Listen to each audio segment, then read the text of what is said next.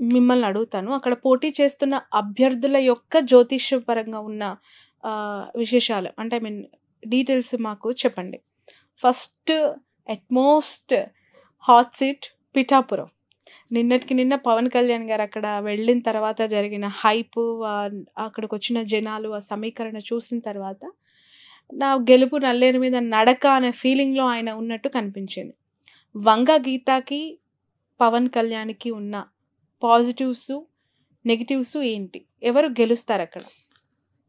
ఇక్కడ పిఠాపురం అనేటువంటిది కర్మ పిపాక ప్రాంతం. అది ఏ జ్యోతిష్యుడైనా కూడా ఆంధ్రప్రదేశ్లో ఎవరి జాతకాన్ని రాయాలన్నా, ఎవరి ఫలితాలు చెప్పాలన్నా పిఠాపురంలో సూర్యోదయమైనటువంటి సూర్యోదయ సమయాన్నే ప్రామాణికంగా తీసుకునేటువంటి సాంప్రదాయ విధానం మొదటి నుంచి మనకు ఉంది.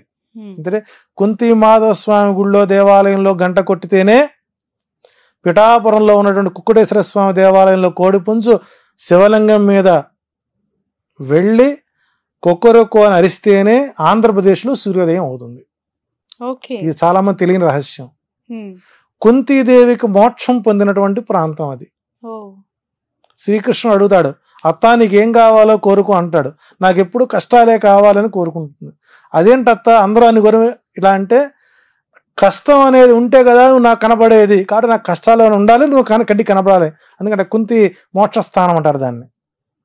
అందులో పాదగయ, గయా ప్రాంతం, కుక్కుటేశ్వర స్వామి చేత పురోహితిక అమ్మవారికి దివ్యస్థలం అది. ఇలాంటి ప్రాంతంలో పిఠాపురం చరిత్రలో 1951 నుంచి 2019 వరకు స్థానికులకు మాత్రమే అక్కడ విజయ అవకాశాలు ఎక్కువ ఉంటాయి. రెండోది, అక్కడ వంగా గీత గారి యొక్క జాతకంలో భాగ్యస్థానం, లాభస్థానం, రాజ్యస్థానాల్లో బలమైనటువంటి గ్రహం ఉండడం, ఆమె ఓపికకి, సహనానికి, ఆమె రాజకీయంగా ఎదిగినటువంటి చరిష్మా ఉన్నటువంటి వ్యక్తి. అంతటి రాజశేఖర్ గారి హయాంలోనే ప్రజారాజ్యం పార్టీ నుంచి గెలిచిన వ్యక్తి. ఒక సామాన్య కార్యకర్తగా, ఒక జడ్పీటీసీ చైర్మన్గా మొదలైనటువంటి ఆమె ప్రహసనం ఈ సంవత్సరానికి బలమైనటువంటి గ్రహస్థితులు ఉంటాయి. ఇక్కడ 36,000 ఓటు బ్యాంక్, దేవాంగ, పద్మశాలి ఉన్నటువంటి ఓటు బ్యాంక్. ఈ ఓట్ బ్యాంక్ మొత్తం కూడా ఈ 36,000 ఓటర్లు ఎవరైతే ఉన్నారో వంగా గీతా గారిని తన తోబుట్టువుగా భావించేటువంటి స్వభావం కలిగినటువంటి వ్యవస్థ. మంచికి కానీ చెడుకు కానీ ఏ రోజు ఇంటికెళ్ళినా తలుపు తట్టి పలకరించేటువంటి మనస్తత్వం. ఆమెని ఓడించడానికి పవన్ కళ్యాణ్ గారిని అక్కడ పెట్టడం, ఆయన కేవలం కాపు సామాజిక వర్గ ఓట్లను ఎంచుకోవడం, టోటల్గా అతనికి అది మైనస్. ఇప్పుడు నిన్న మనం చూసాం, నిన్న మధ్యాహ్నం కార్యకర్తలందరూ ఆయన కలవడానికి వెళితే సెక్యూరిటీ గార్డ్స్ కొట్టి పంపించారు వాళ్ళు. అంటే పవన్ కళ్యాణ్ పిఠాపురంలో గెలిస్తే పిఠాపురం సంబంధించినటువంటి అంశాలు ఏదైనా మాట్లాడాలంటే ఆయన హైదరాబాదు వారి ఫామ్ హౌస్లో కానీ లేదా షూటింగ్ సెట్లో కానీ పలకరించే అవకాశాలు ఉంటాయి. రెండోది, ఓపిక, సహనము, నిబద్ధత, నిజాయితీ, శుక్రగ్రస్త జాతకుడు పవన్ కళ్యాణ్ గారు. సో ఇక్కడ పవన్ కళ్యాణ్ గారికి అక్కడ తిరిగి మరలా గడ్డు కాలమే గోచరిస్తోంది. ఏదన్నా మిరాకిల్ జరిగితే తప్ప ఆయనకి అక్కడ ఓటమైతే మాత్రం, గెలుపైతే మాత్రం నల్లేరుపై బండి నడకగా సాగదు, అది ముళ్ళ బాటగానే మారుతుంది. ఇది సినిమాలో ఒక్క ఛాన్స్ అన్నట్టుగా బతిమలాడుకోవడం. అంటే ఆ వ్యక్తికి ఎదుటి వారికి నమస్కారం ఎలా పెట్టాలో కూడా మనం నేర్పాల్సిన పరిస్థితి ఏర్పడిపోయింది. ఎల్లంగా ఒకే ఒక మాట, ప్రచారం మొదటి రోజే చూసారా పిఠాపురం రోడ్లు ఎలా ఉన్నాయో, గత పాలకులు మరి అంతకుముందు వర్మగారి పరిపాలన చేశారు, పెండం దొరబాబు పనిచేశాడు, చేశారు కదా. అంటే ఇక్కడ అక్కడ ఎన్ని గ్రామాలు ఉన్నాయి, ఆ గ్రామంలో ఓట్ బ్యాంక్ ఎంత ఉంది, ఎవరికంటే తెలియనటువంటి స్థితిలో ఓటర్లు, పిఠాపురం ఓటర్లు చాలా తెలివైన వాళ్ళు, విఘ్నులు. కాబట్టి పవన్ కళ్యాణ్ గెలిపించుకొని సినిమా షూటింగ్ల కోసం తిరగాల్సిన అగస్త్యం రాకూడదనుకునే వాళ్ళందరూ కూడా వైసీపీకే ఓటేసే అవకాశాలు ఉంటాయి. రెండోది, ఇక్కడ లాజిక్ మనం మిస్ అవ్వకూడదు. ఇక్కడ పవన్ కళ్యాణ్ అక్కడ స్థానికంగా పాతుకుపోతే వర్మకి లైఫ్ రాజీ జీతం ఎక్కడి నుంచి వస్తుందండి? కాబట్టి ఇక్కడ పవన్ కళ్యాణ్ ఓడించడానికి తెలుగుదేశం పార్టీ షాడోగా వర్మ గారిని దించి, నీవు పవన్ కళ్యాణ్ ఓడించుకొని వస్తే మీకు నేను ఎమ్మెల్సీ పదవి ఇస్తాను. ఎందుకంటే అదే పవన్ కళ్యాణ్ కనుక తిరిగి అసెంబ్లీకి వస్తే లోకేష్ గారి రాజకీయం దెబ్బతింటుంది.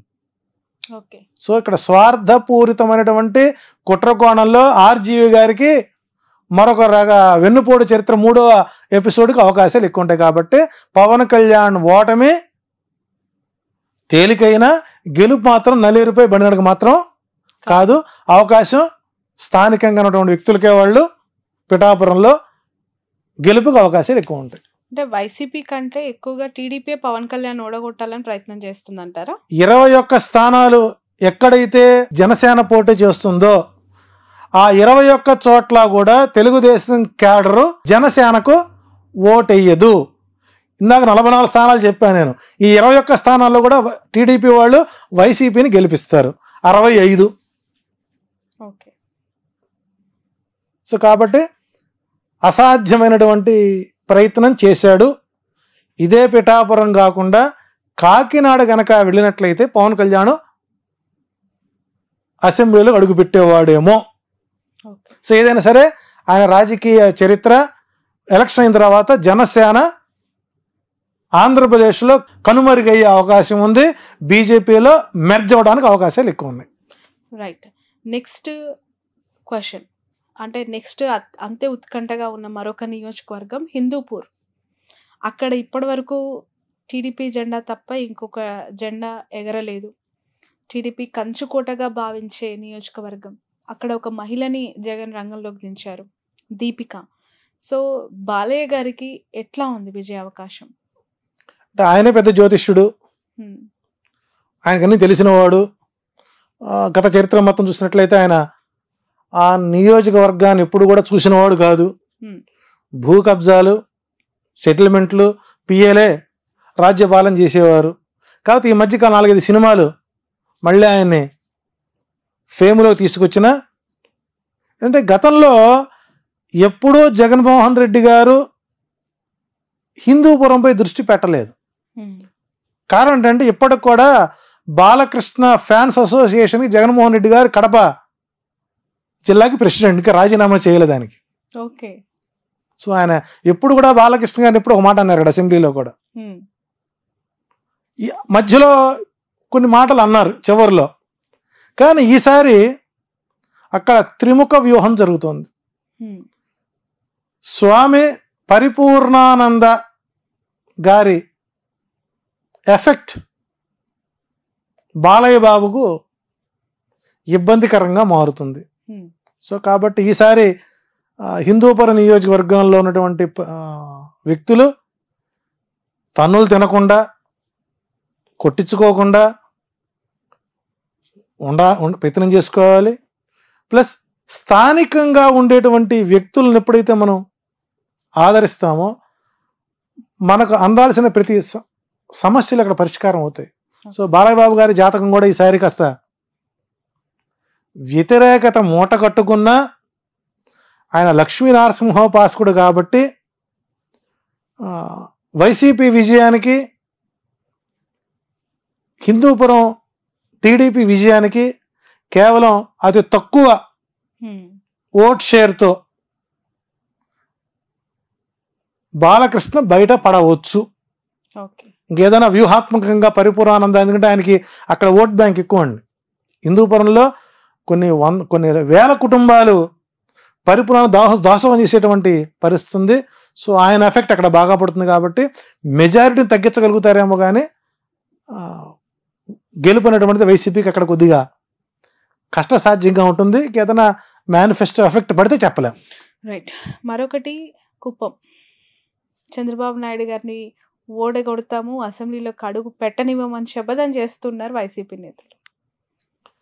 ఇక కుప్పం వచ్చేసరికి చంద్రబాబు నాయుడు గారిని ఓన్ చేసుకున్నటువంటి నియోజకవర్గం. ఆయన ఏం చేసినా ఏం చేయకపోయినా, హామీలు ఇచ్చినవి నిలబెట్టుకోలేకపోయినా గత కొంతకాలంగా ఆయన గెలుస్తూనే వచ్చారు. అది ఆయనకి అష్టమ శని ప్రభావం బలంగా ఉంది. అందులో ఎలక్షన్ కోడ్ కానీ, ఎలక్షన్ నామినేషన్ రోజులు కానివ్వండి, ఎలక్షన్ పోలింగ్ రోజు కానివ్వండి, ఎలక్షన్ కౌంటింగ్ 4 నంబర్ ఆయనకి వ్యతిరేకం పూర్తి స్థాయిలో. 4 అనుకూలం కాదు. 25,630 ఓట్లతో చంద్రబాబు నాయుడు అక్కడ ఓడిపోతున్నారు. 25,630 ఓట్లు అంటే గత 2019లో పోలింగ్ని కౌంటింగ్ని తీసుకునే విధంగా గుడిపల్లె మండలం ఒకటి ఉంది. అది పూర్తి స్థాయిలో 25,000, 36,000, 40,000 ఓట్లు గల్లంత అయిపోయింది. ఎందుకంటే అటు కర్ణాటక నుంచి, ఇటు తమిళనాడు నుంచి వచ్చినటువంటి ఓట్ బ్యాంక్ ఈసారి లేదు.